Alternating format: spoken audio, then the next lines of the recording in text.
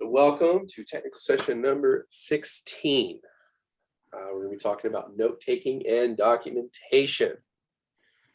As I was just saying a few moments ago, this one was a bit of a struggle for me, partially because I have absolutely horrible handwriting, as you will become painfully aware of when we do the CIDR subnetting workshop. And the other thing is just I have difficulty multitasking the listening to somebody speak and documenting at the same time. My brain just doesn't make that connection very well. So knowing this about yourself, you might need to make some modifications, maybe, having a, digital recorder to record the conversation. Maybe typing is a little bit easy for you. I find typing easier to take notes than writing. So, trying to find what works best for you, but we're going to be talking about some simple techniques with regards to the types of notes you take, because the notes aren't just going to be for you. This is, remember, IT is a team sport. So we're going to be explaining the role of note-taking when reading and resolving tickets. We're going to list some of the principles of effective note-taking when dealing with clients and documenting the tickets. And then we're going to evaluate some simple notes, determine how to improve upon them based upon the criteria for success. And then we're going to kind of wrap up and talk about writing effective notes and documentation that can capture a summary of a problem, the likely cause of the problem, and the solutions.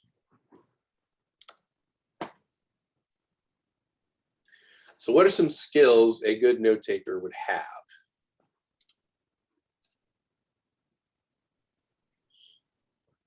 In your mind?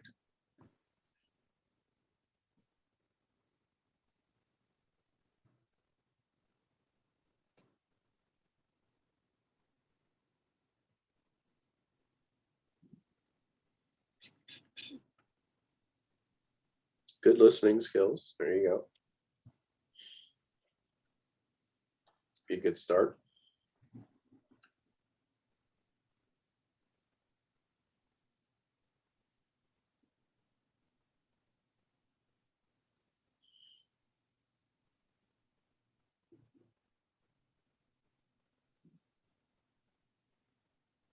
Writing down clearly, detailed, someone to understand.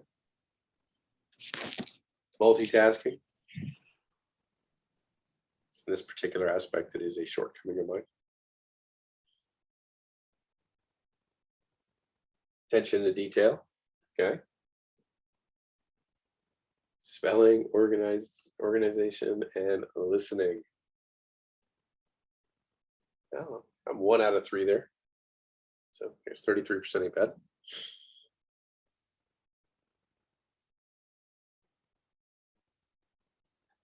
Short handwriting. Interesting. So we got a few here. Look pretty good. So here's an example of a note.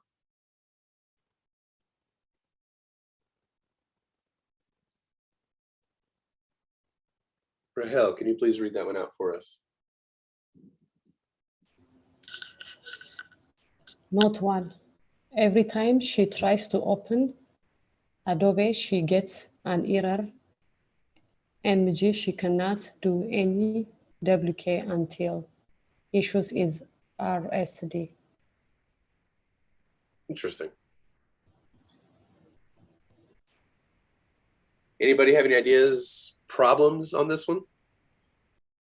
You talking in like slang? Elaborate on that. I feel the door, you're knocking on the right door there. I think MG is not short spelled word? out. WK, RSD, all of that Okay. is like slang text conduct. Abbreviations. There we go, Melody. There you go. All right.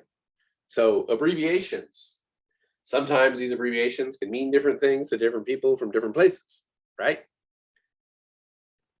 MG could be message, could be manager. WK can be work, week.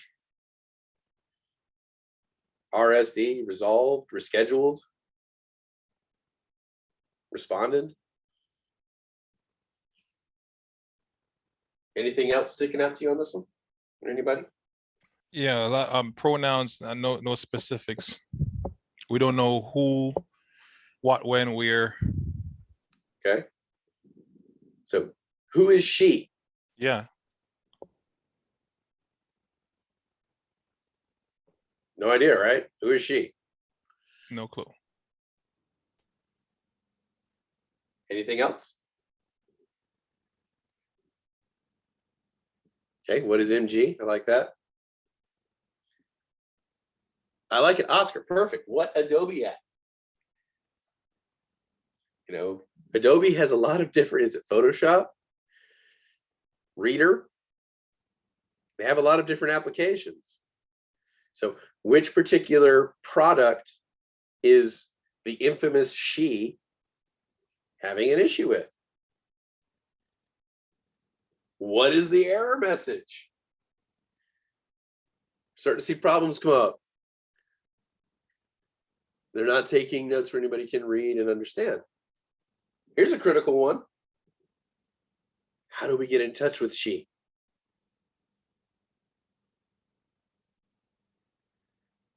I like that sentence. Sounds good.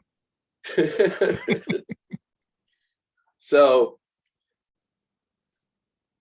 this may work for you and only you, and for a short-term solution. When I was in transportation, one of the things that I quickly had to get good at was note-taking, because I started learning real fast that issues can come up from years ago that they would ask questions about in an auditing process, or if legal issues came up.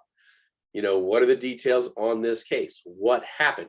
If you were involved in an incident, or you were on a team that was working to resolve an incident where there was a loss of a very expensive piece of equipment, you may be called in years later to explain what exactly happened on that case, and what if this is the note you're presented with. And this is from 2-3 years ago.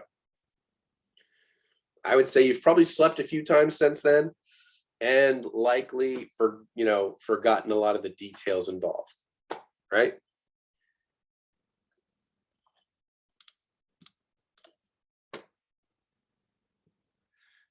Note number 2.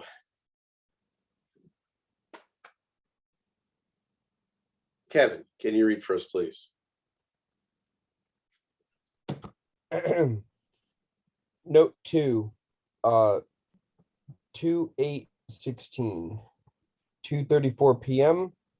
Clara Jones. Each time Mrs. Jones tries to open Adobe Acrobat Reader, she receives an application error. The issue is preventing her from completing her work. We agreed that the help desk will remote into her computer at 5:30 p.m. this evening to investigate the issue. So now, if we were faced with this message, go a lot better, right? I only have one gripe with this message, and it's the date.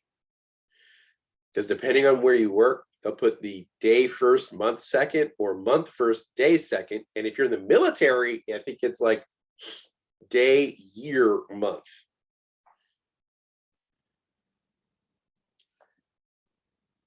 So most places I've worked, it is month, day, year.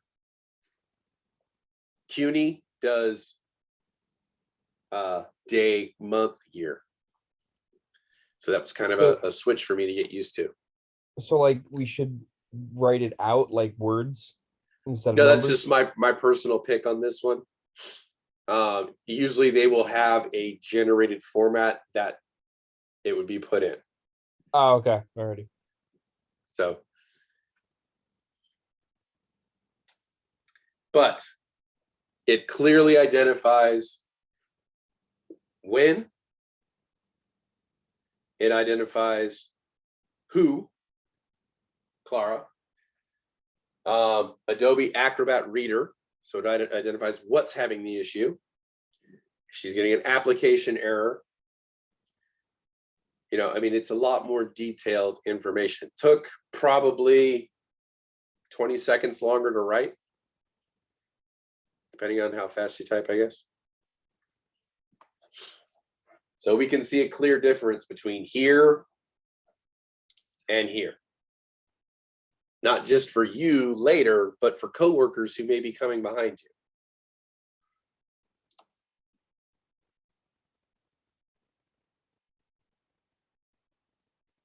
So, and here's just a clear difference between the two. Thankfully, much of the software you'll be dealing with, if you're using homegrown software or you're using help desk software, a lot of this stuff is built in and formulated, so it makes it a lot easier. And if you're working with internal customers, a lot of this information will autofill for you. Who's calling, all that kind of fun stuff will automatically be populated when you're building out the ticket. If you're working with outside customers, you will have to fill a lot of this in yourself.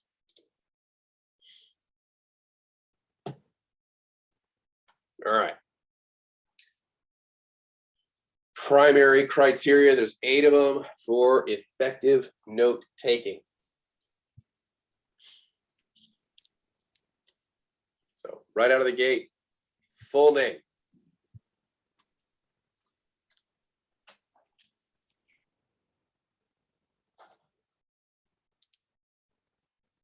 I would suggest if they work for your company, just in case, because there may be people at the company with multiple people with the same name,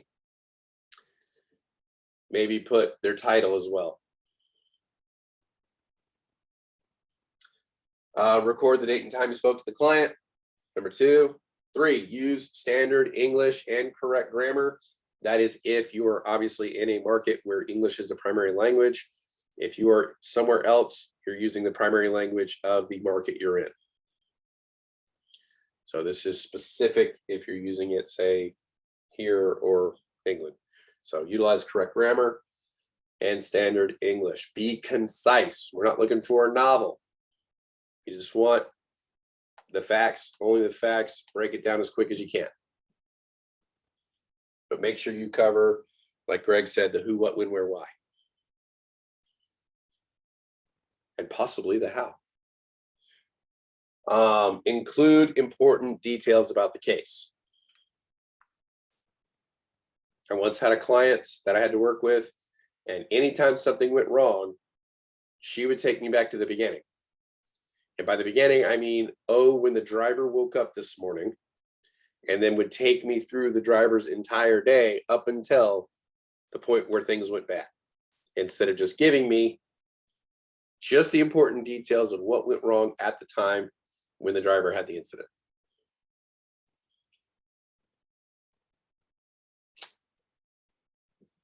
If there's anything that makes this ticket urgent, make sure this is notated. If it's more than just one system being affected, if it's preventing the person from doing their work, how critical is the situation? Is it time bound? Meaning the person is able to function now, but they will lose functionality, say, in a few hours.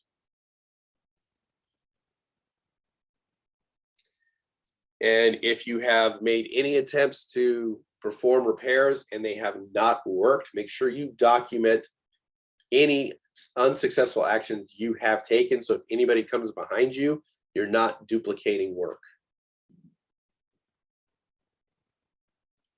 That is a huge time waster. I don't know if you've ever called into IT.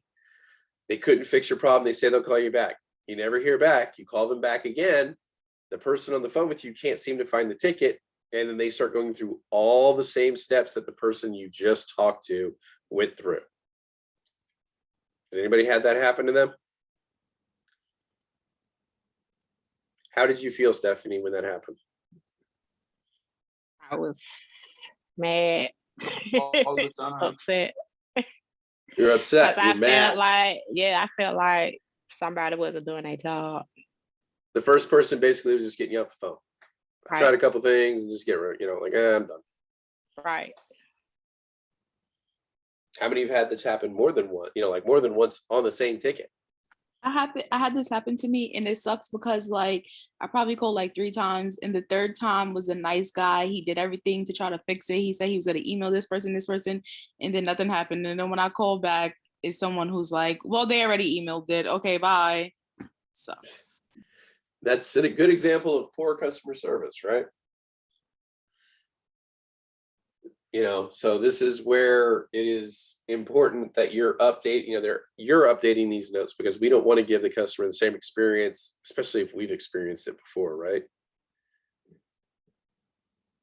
You know, we want to make sure they have a good experience. Even if we are unable to resolve the issue, they understand that we felt their problem was important and we did everything we could to resolve this issue.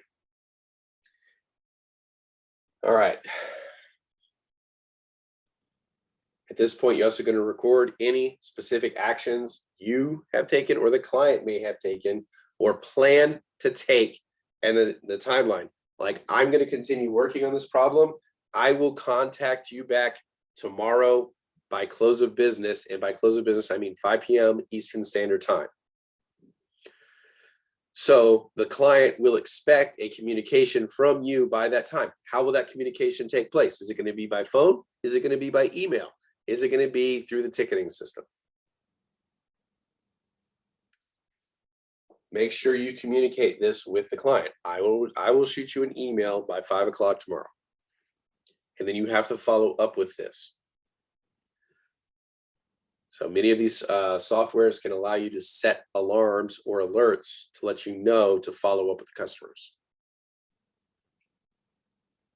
If they don't, you can set them on your calendar on your desk. You can sit there, you can type out, you know, at 4 o'clock, it gives you an alert as to all the tickets you need to respond to by the end of the day. So, you know, for that last hour, what you need to be doing is following up with customers.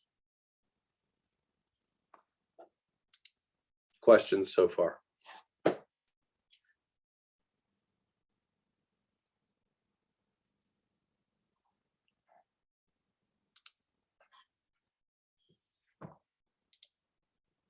We will set one of this for you.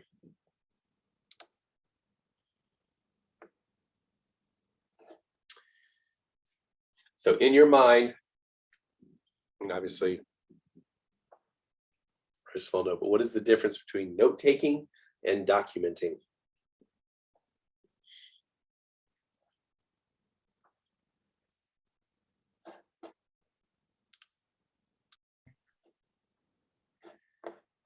Well, with that, we've come to the end of it. It's probably one of our shortest sessions we have on note-taking, but it does provide some pretty good information with regards to it.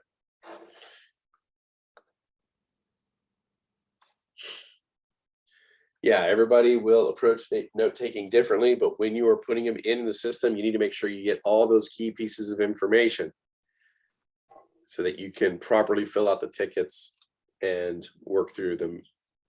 And hopefully your coworkers do the same. So when you come behind them, you don't have to figure out who she is and how you need to get in touch with she. Because that's never fun. Or if she calls back, And then you you know, ask her, who are you? yeah, right? Who are you? I never got the luck of